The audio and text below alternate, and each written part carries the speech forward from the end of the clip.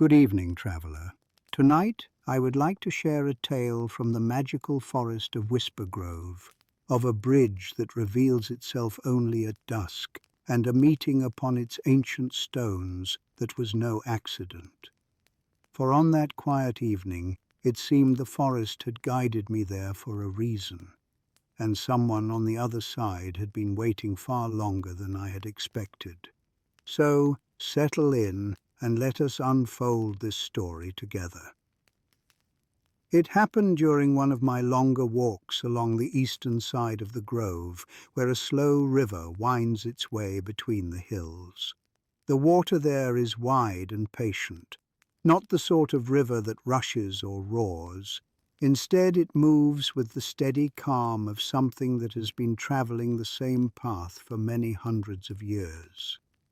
I had followed the river bank for most of the afternoon, letting the current guide my steps the way it often does. It is a pleasant sort of walking.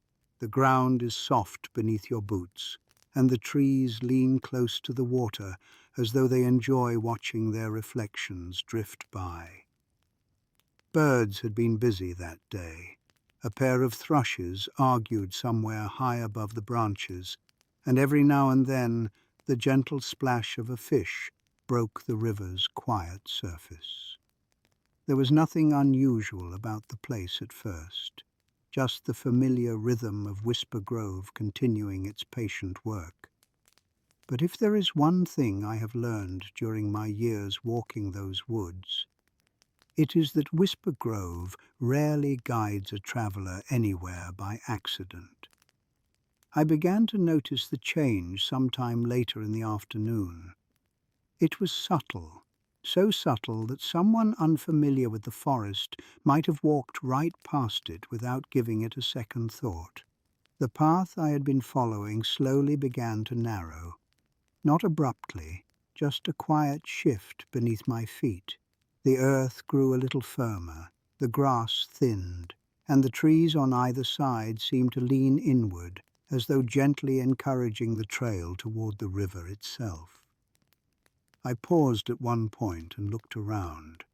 The forest was calm, perfectly calm. Yet something about the path felt intentional, almost as though it had been waiting for someone to walk it. Now, Whispergrove has a curious way of doing that. If it wishes to guide you somewhere, it rarely does so with great urgency.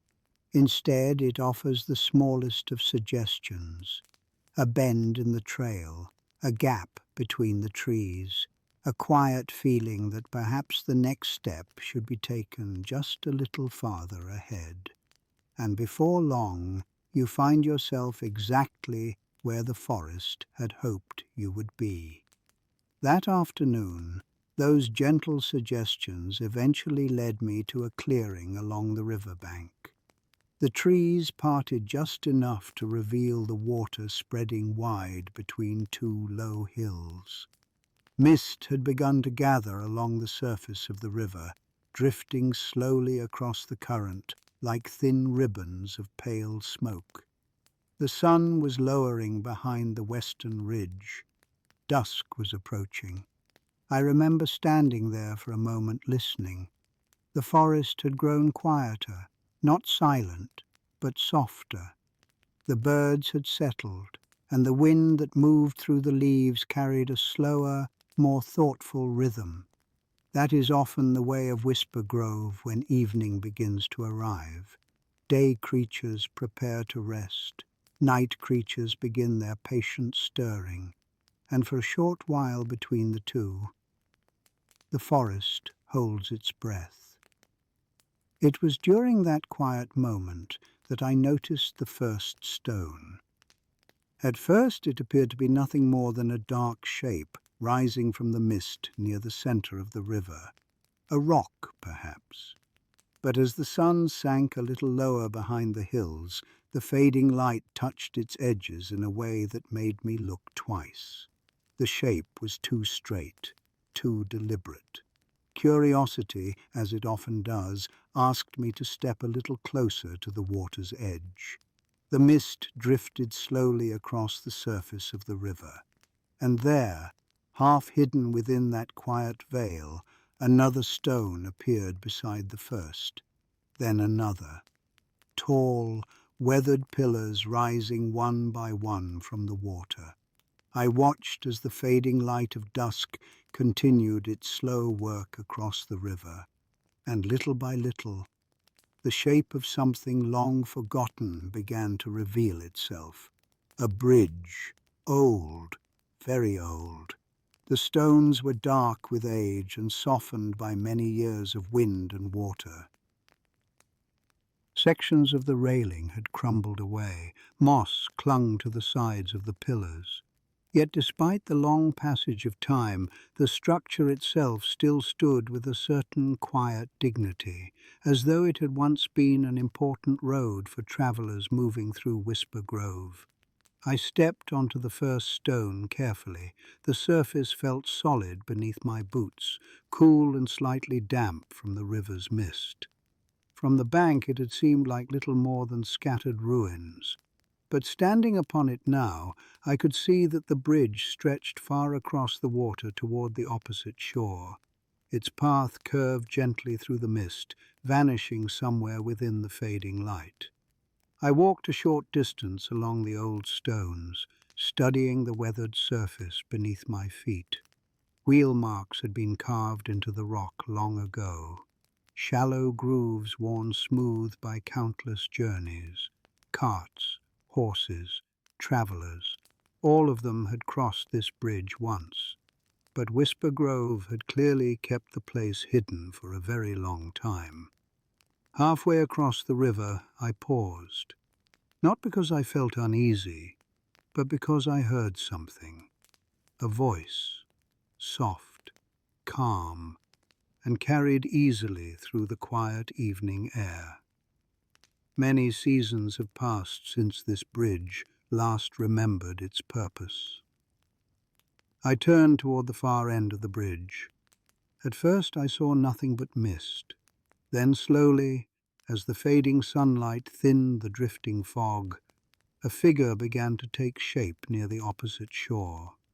Tall, still, its form seemed almost woven from the river's mist itself.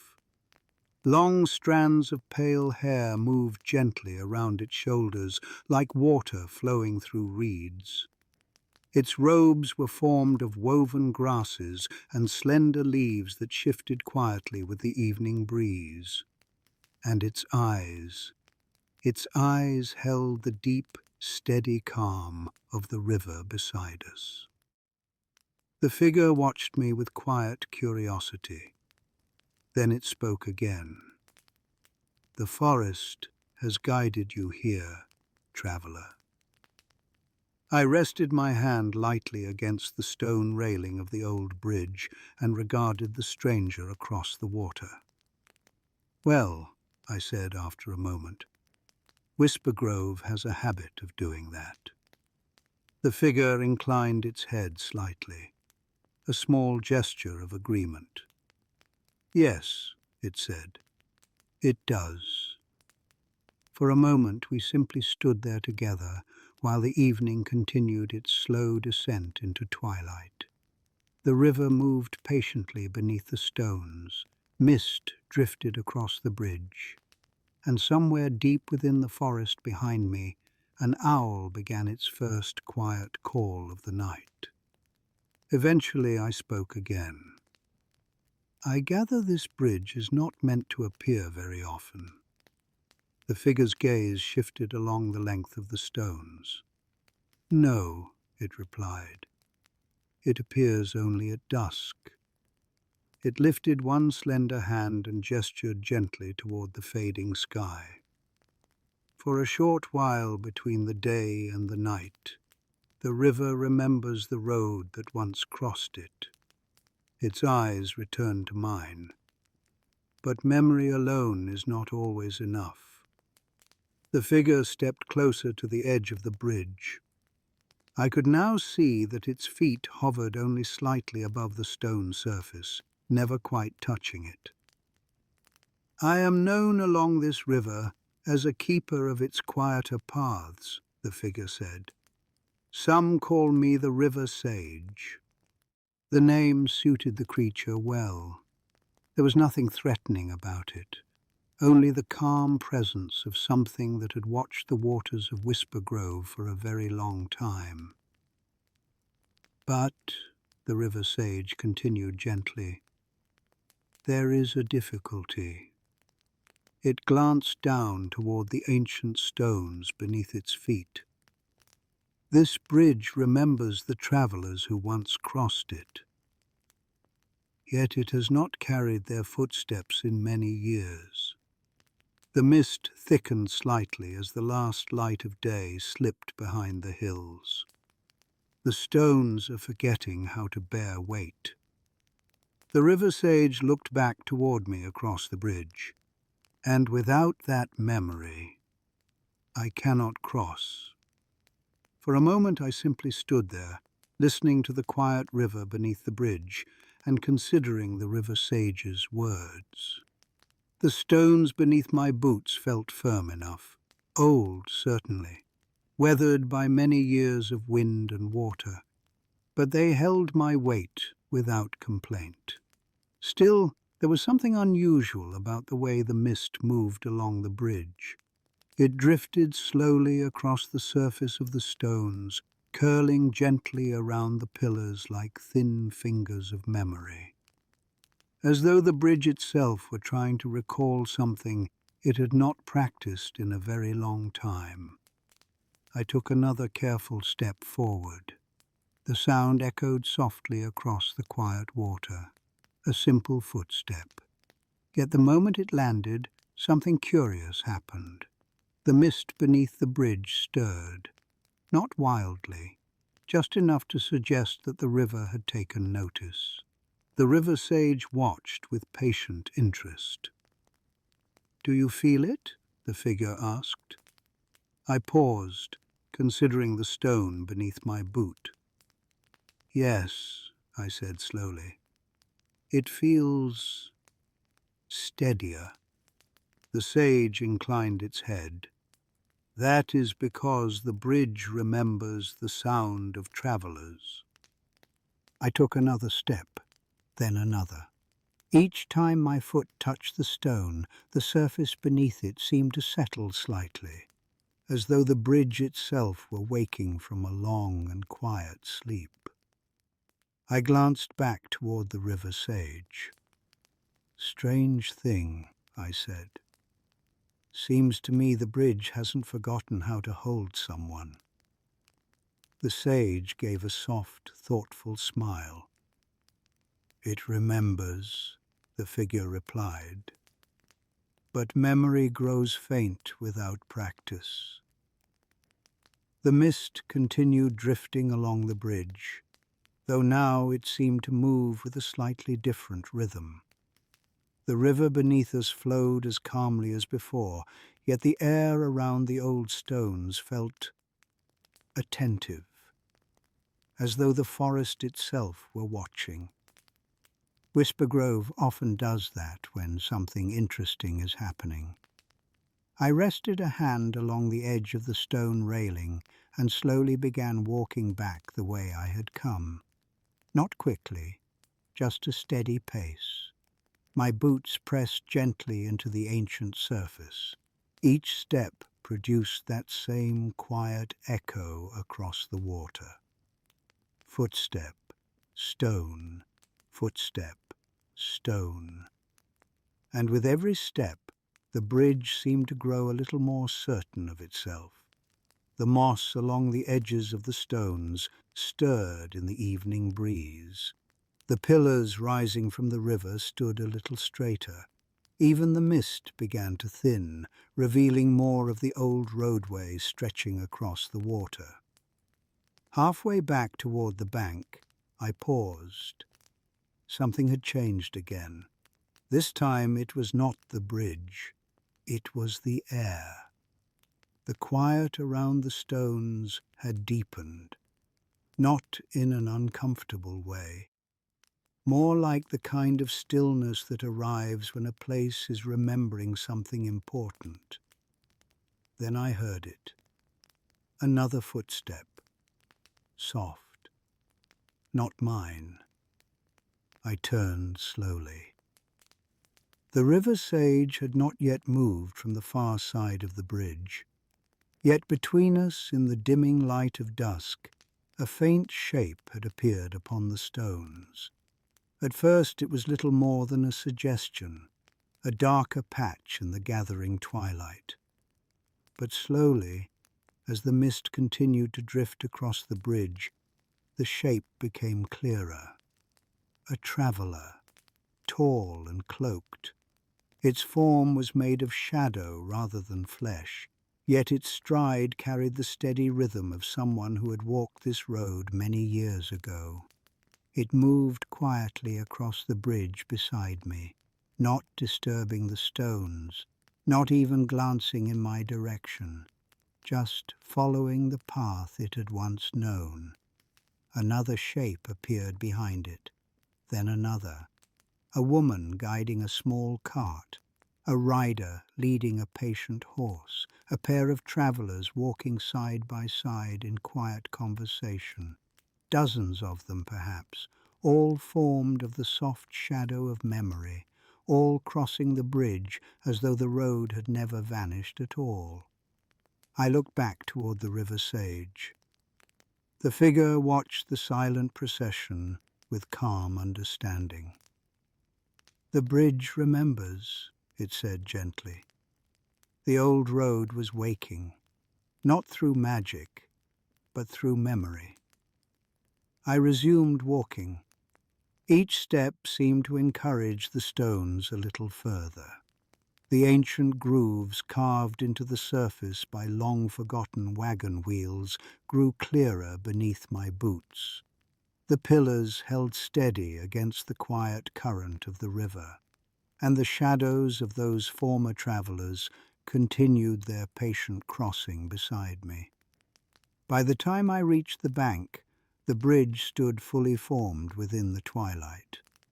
I turned back toward the river sage and gave a small nod.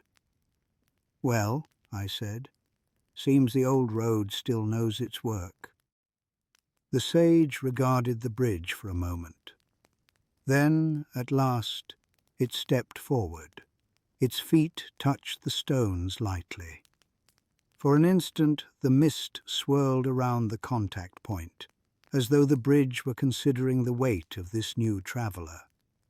Then the stone held. The river sage began its slow walk across the bridge. The shadowy travellers parted gently as it passed among them, continuing their silent journeys toward the far shore. When the sage reached the center of the bridge, it paused beside me. The river moved quietly beneath the stones. The last light of dusk shimmered faintly across the water. "You have done a kindness this evening, old Thomas," the sage said. Its voice carried the calm patience of the river itself. Old things sometimes need someone to remind them what they were built to do. I gave a small shrug. "Just walked a little road is all." The sage's eyes held a hint of quiet amusement. "In Whispergrove," it said softly. "That is rarely all." We continued the crossing together, step by steady step. The bridge remained strong beneath us, but I could feel the evening changing. Night was beginning its slow arrival, and the bridge, which belonged to that narrow moment between day and darkness, was already beginning to fade. When we reached the far bank, the river sage turned back toward the ancient stones. The shadow travellers had begun to dissolve into the mist once more. The pillars grew faint. The railing softened at the edges. Soon the bridge would vanish again into the memory of the river. The sage turned to me. "Should your path follow the river again," it said quietly, "know that you will be welcomed here." I tipped my hat. "Much obliged." The sage inclined its head. Then it stepped away into the mist, its form gradually blending with the quiet reeds and pale drifting fog along the water's edge. I remained there for a moment longer, just long enough to watch the final stones of the bridge fade from sight. The mist closed gently over the river. The water flowed as calmly as it had before. No pillars, no roadway, no bridge. Just the quiet current continuing its long journey through Whispergrove. Eventually I turned back toward the forest path. The trees welcomed me once more beneath their branches, and the familiar sounds of the night forest resumed their patient rhythm. Somewhere behind me, the river carried on beneath the darkening sky, and though the bridge had vanished, I had the feeling it had not forgotten its purpose again. The fire beside us has grown a little lower now, traveler. The forest beyond the clearing has settled into its nighttime quiet. If you ever find yourself walking the rivers of Whispergrove near dusk, and you notice the faint outline of stone rising from the mist where no bridge should be, it may be worth your time to cross it. After all, some roads only appear when they are truly needed. Good night, my friend. May the paths you follow always lead you safely home.